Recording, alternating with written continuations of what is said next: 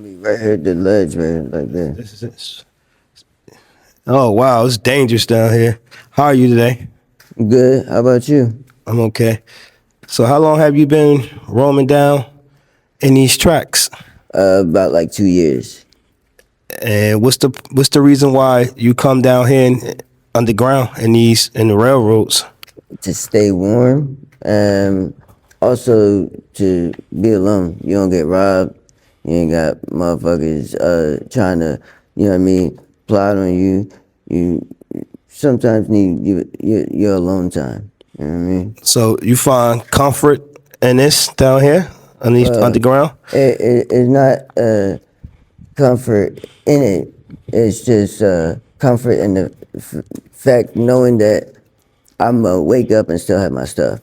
I'm not gonna get robbed from, you know what I mean, for just doing me, or, you know what I mean, getting jumped because they think I got something I don't got. You know what I mean? But you're not afraid of the trains hitting you down underneath I ain't here? afraid. I ain't afraid of nothing. For real. All right, that's a lot. I'm afraid of the people I love getting hurt. That's one thing that kills me. Other than that, nothing else. Like, I'm good.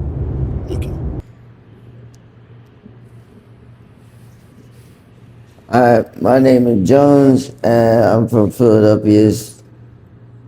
How you doing? How you doing today, sir? I'm good. How about you? I'm blessed. Welcome to Open Diary. It's a pleasure to be speaking with you. Thank you. I'm glad to be supported. How long have you been down here in these train tracks? 2 years. Last 2 years. And what led you to coming into these train tracks? The winter. Trying to stay warm. Really, the train tracks, some of them are warm and warmer than others, but everybody winds up coming down here, and it's better than being out there on the street. And what current drugs do you suffer from? I heroin, like, I smoke it. That's it. And how long have you been smoking Fetty? Well, I started snorting it back in 12 years ago, and that was when it was real brown. And then I started smoking it because they put trank in it, whatever, and it turned the inside of my nose black. I didn't know. So after that happened, I said, I'm not snorting it no more. I'm smoking it.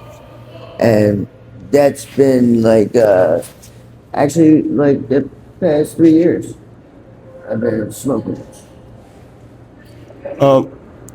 How was your childhood? Crazy, crazy, like really crazy. My mom off the wall, tried to kill us 3 times and herself as well, and wind up kicking me out for saving her life. So yeah, crazy, abusive. Sorry to hear that. Well, you know, it's cold out. Do you ever think about going into a shelter?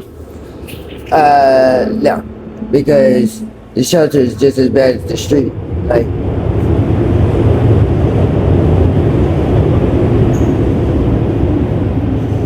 so on the street in the summertime, you got certain motherfuckers that take and rob everybody, right? And they rob and steal all your stuff. In the winter, nobody's out there. They're all in the shelter. So they do the same things there, and I don't like to put myself in a situation. I try to get out of that. And how much Fetty do you say you use a day? I'm down to 2 bags a day. And how do you support your habit? Anywhere I can. Boost. I don't like Boost. I hate it. But I try to, sell things. Like this guy, he hits me up to do jobs, clean basements or do fix stuff in cribs, and he pays me. He pays me good when he has the jobs. They just wound up stealing my phone last night, so kind of screws me. But yeah. Do you have a working history? Yeah, I've worked since I was 12. I had to lie about my age to take care of my brother and sister. My mom she worked, but spent money on expensive furniture to look like we had money. Never had food, electric. So I worked, bought my brother and sister clothes, food, all that. So what kind of talents do you have? Wow. There's not much I can't do. I could build a house from the ground up, cars, worked on cars my entire life, graphic design, audio engineer, freaking professional painting, did body work on cars. Like, literally, there's not much I can't do. And before we started this interview, you told me you like music and Yeah. you write music. Yeah. So I was left-handed naturally. My mom made me right-handed because they told her it was the hand of the devil. Caused me to be dyslexic. So as a senior, I graduated and I read like this. I didn't like reading or nothing. So I graduated the year the first smartphone came out, iPhone. Well, how can I find some of your work? I would love to hear it, to be able to listen to it. Do you have any music recorded? I got one song on YouTube. Everything else my baby mom destroyed when she did that, you know. But And what is your song called on YouTube? Like in Life.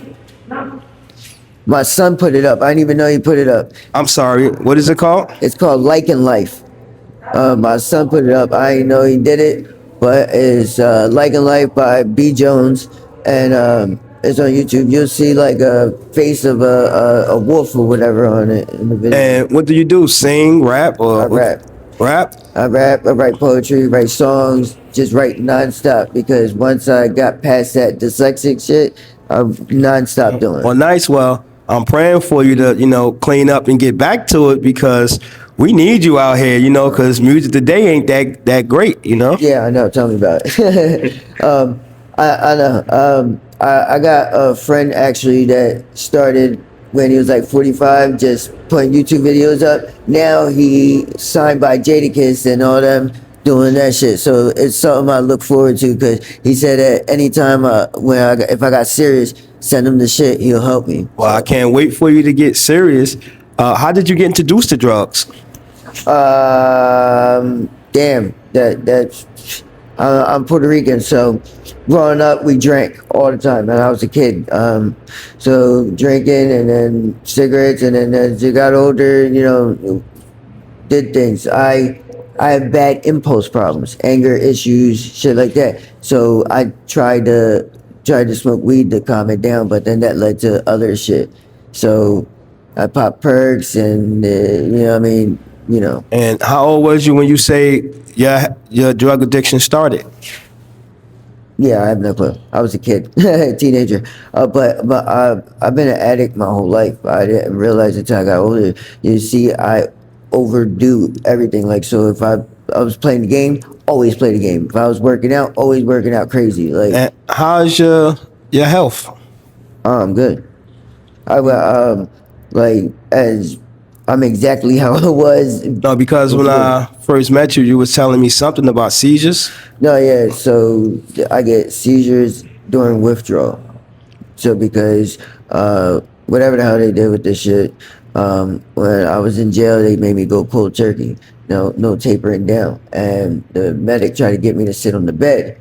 When I went to sit on the bed, my body started like crumbling, and I was fighting to stand up, and I don't know what happened. She told me to do it again, and I did it again. She told me you just had 2 seizures, but that was like it unlocked the door. So every time after, when I got go through withdrawal, it could be 5 minutes, it could be 3 hours. I never know. Just fall out, have a seizure. Sometimes I'm like blacked out. Sometimes I'm awake.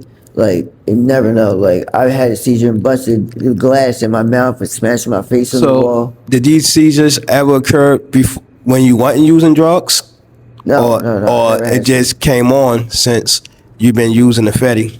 No, no, not even then either. It only just recently came on within like past year. Whatever they did something to shit that there's changes now. So that's kind of dangerous, So I'm praying that you go get help, so this way you don't catch seizures because that could possibly, kill you.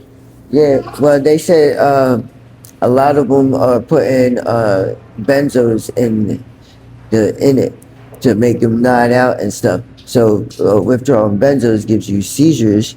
So that's what the doctor said. So I don't know. Do you have any kids? Yes, I got 3 kids. Hold on.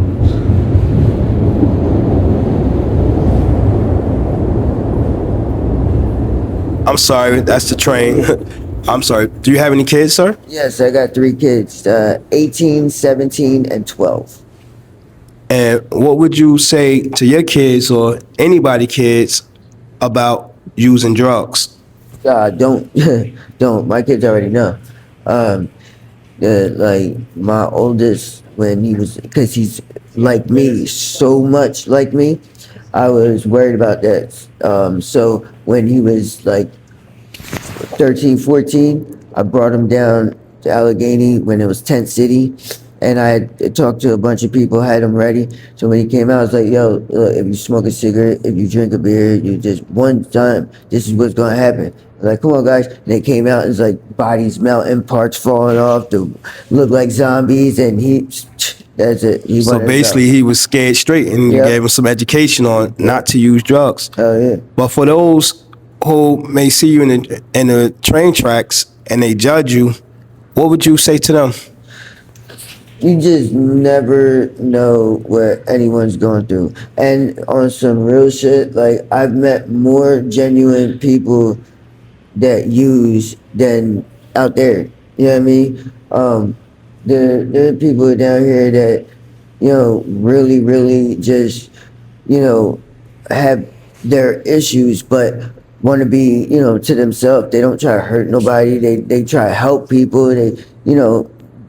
They just don't know things. Like, you know what I mean? They don't know how to do certain stuff. They don't got nobody to teach them or show them. And I've talked to so many people helping them, and like, I get along with everybody. I network. So I try to use what I know as much as I can to help them.